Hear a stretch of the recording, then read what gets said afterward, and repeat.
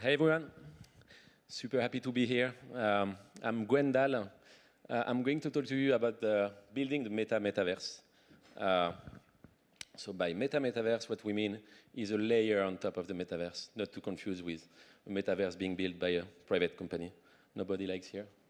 So briefly about me, I'm Gwendall, Gwendall on Twitter. I'm one of the lucky persons with a not so common first name, so I can get it as my handle. Feel free to follow me. I'm the founder of MetaHood. This is a company we're running which is focused on building a layer on top of the metaverse. We also been launching recently side events, I'll be briefly mentioning, and Hig.af, a marketplace on Tezos. Been playing a little bit there. And yeah, I'm a decentralization maxi. I would say I think we are all here, right, building for a better decentralized world. So yeah, really briefly, have you heard about the metaverse? I guess you did. Everybody is talking about it. It's becoming a joke. Like every newspaper is writing about the metaverse. Every single brand is doing something in the metaverse. So it seems like it's the whole world. Everybody is doing stuff there. But there are a lot of misconceptions about what actually is the metaverse and what people, understand as a metaverse. And one of the biggest misconceptions there, it's actually something we are not going to talk about. That's this stuff, if we can call it this way. By metaverse, that's really not what we mean. There are private companies which are building 3D versions of their UI, right? 3D platforms, but just keeping a whole centralized data set and stack, and that's really not what we're talking about by metaverse and open metaverse, and in the context of this talk, the metaverse. So let's dig a little bit about what we mean by metaverse here. We are more talking about the state of the internet as we know it, which will be much more merged with our physical life. Today we still have a different. I mean, you still have your real physical life, and you make your money in real life, and you have pretty much the two that are separated. And the more we go, the more we'll have merged lives in terms of both cognitive, approaches.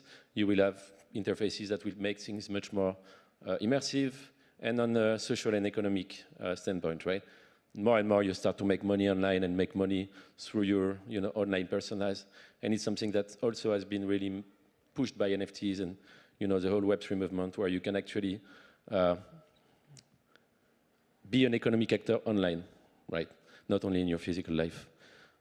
So by metaverse also we mean something that's community-owned and community-built. This is really important because if we are talking about something where our physical lives and digital lives merge together, it needs to be, it needs to come from you, from the people, like this whole world being built. It cannot be done by another company, or otherwise you're just a cog in a system, and that's not really the world you want to live in. So community-owned, community-built, and it's something that the reason it's so hot today is because, technological progress, the momentum is there. All the mini computers we have on our pockets allow us to get immersed in this world. The 3D devices that are coming, AR glasses, VR headsets, everything really allows us to, project ourselves in 3D environments in a much more, mind-blowing way and immersive way. And yeah, another point is digital ownership. Like pretty much the NFT, revolution and the whole, hype there has been for the past years in it is a key system in it. If you want to build, digital world that merges with the physical world, you need, as human beings, we own stuff, and that's how it works. We have to own stuff. It's my stuff, and it's not maybe for the best, but that's how we work. But yeah, there are a few caveats. So everybody is thinking about the metaverse as being a 3D world. It doesn't have to be, right? If you look at some companies, you have creepy flying characters in this 3D world. That's really not what it has to be. It's not only VR. Everybody is like a bit afraid of the metaverse being this place where you go and you just shut down the whole world around you and you're just immersed in a bubble. It doesn't have to be that way. It can be AR. AR will be a huge thing. When I'm convinced, like when you will have actually cool goggles to wear, glasses to wear, connected glasses, it will be much more natural for people to make them part of their daily lives and to interact with world with data on top of it, layer on top of your real world. It will be much more cool and adopted. And yeah, if we talk about it, we are pretty much living in the metaverse already, right? We are all on Twitter, Discord, we have our online personas, and yeah, we are already there somehow. So really what it is we're talking about is more of an immersive web, a web where your cognition, your understanding and your approach to the world around you is much more merged with digital. And so we should maybe rename it to, let's say, immersive web. Why not?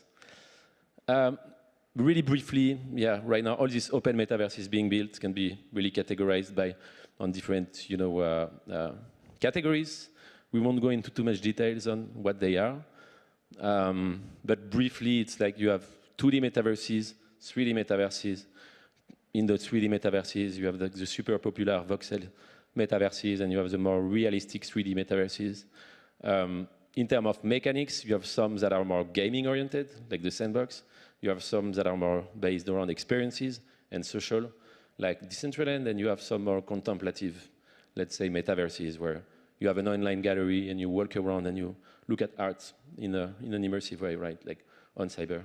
And an interesting different, kind of differentiation we start to see happening in metaverses is really a spatial-based, spatial properties around the metaverse. Some metaverses really try to recreate a world like we have around us, like recreate a map, a world where you can walk around and see different worlds and different territories, and you can own one, and you can go walk around to someone else's places. So you keep this same type of way to apprehend the world that you have today in your physical life. So yeah, most of them are based like this, Sandbox, Decentraland. And you have some more room-based metaverses where you can just create a room, you have a URL to access it, and you go there. And you don't necessarily have links in between this room, and you cannot really navigate around these different worlds. So that's, a really brief differentiation. But there are a few issues, like especially last year. So you had the hype of the metaverse, like some companies changed names, and everybody started eyeing at the metaverse and everything that was being built around the metaverse. So you had a huge hype around all these metaverse projects. Everybody started building one. Everyone wants to build a metaverse. And VCs went crazy, throw money at every single project saying, I'm going to do a metaverse. And so you have right now a lot of new competing projects that are not launched yet for many of them that are just being created, and it creates problem, right? You have, it splits the talents. Like people are, gathering around different teams, building different competing products, and yeah, everybody is trying to build their own products. Prices, right now this little tweet down there really sums it up. There is not really yet a lot of usage in the metaverse. It's really low numbers instead of daily active users we're talking about. So yeah, everybody is talking about the metaverse. Everybody is throwing money at the metaverse, at the open metaverse.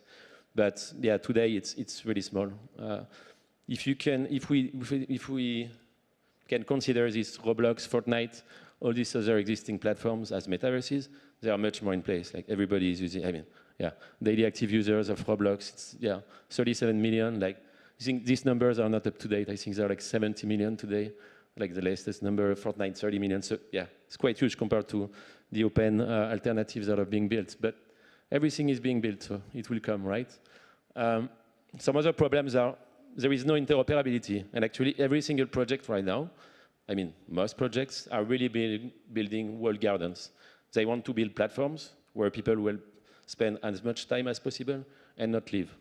So it's sort of a problem because it just means you don't build an ecosystem, a sane ecosystem, right? If you don't cooperate with other players of the open metaverse. And yeah, no product market fit. Right now, small product market fit. Right now, a lot of products are being built, but I think that's why the numbers are so low. Like, the numbers are low because, some of these platforms are not launched yet. They are still in alpha, like Sandbox is not publicly launched yet.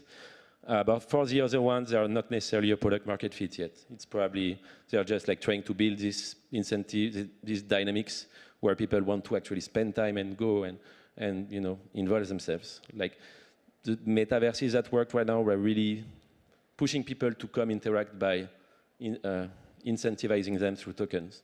Like, come play and you'll get money. So it's not the most sane way to build a sane ecosystem. So to build a thriving open metaverse, there are key points I think should be addressed and are being addressed right now. First one is standards. We have to make sure that the same way on the web as we know, the traditional web, we have standards, the HTML works a certain way, the CSS works a certain way. We have meta tags for pages, and we know how a page can be read from the outside. We know how, what a page means from an external context. We need this kind of context as well, and this kind of standard for the metaverse. It's actually being fixed, like some organizations are being formed to do it. Like the Metaverse Standard Forum has been announced a few weeks ago. Only problem with this one is that it's being started by private companies, like the Microsoft, Meta, NVIDIA, and it can bring some bias, right? I think we will need to get the open metaverse players involved a bit more. And it has to be global, I think. Everybody has to get involved in it. So I've seen some local initiatives, like in France, I think a few companies of the open metaverse started to discuss about like standards, but it has to be really global so that it really takes off. Another point is shared languages. If all the different metaverses use different stacks, it won't work. You need a common stack to do it.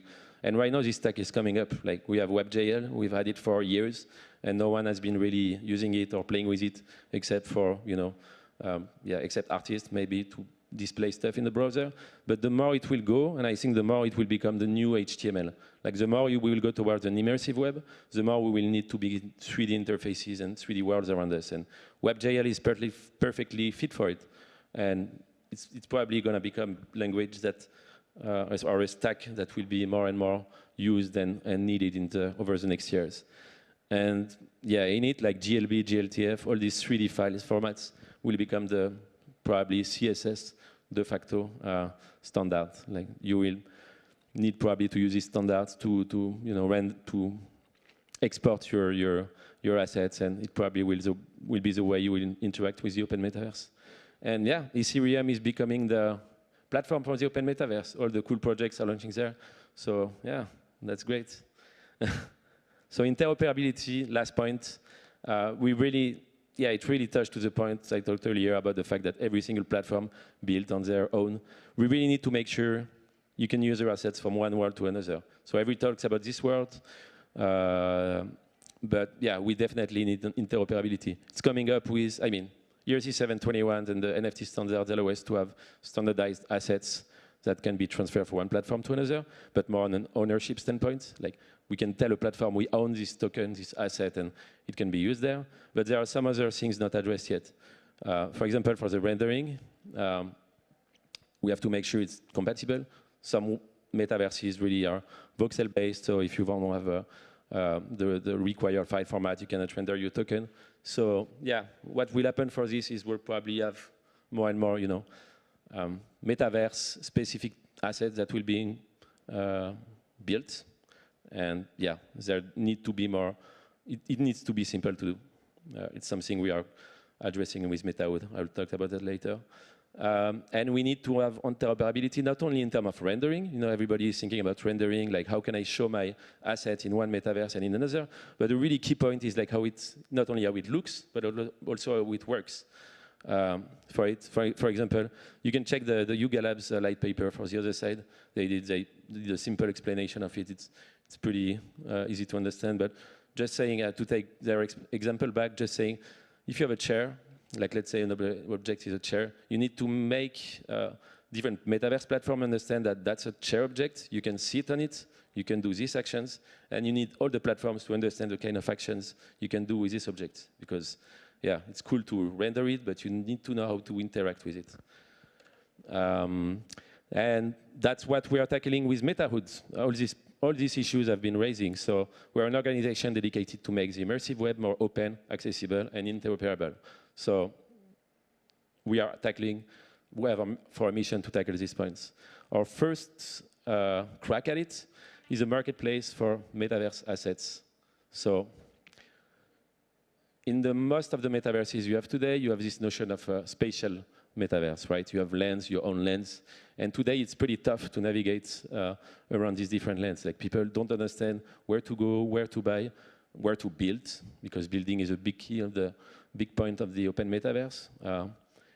People are building stuff on the lens they own, and that's how they incite people to come in this world, is because they will have great experiences that will be built by people there that own lens.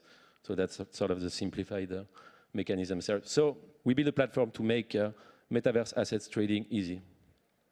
We are not launched yet. We are in private beta right now. We are launching in September 2022.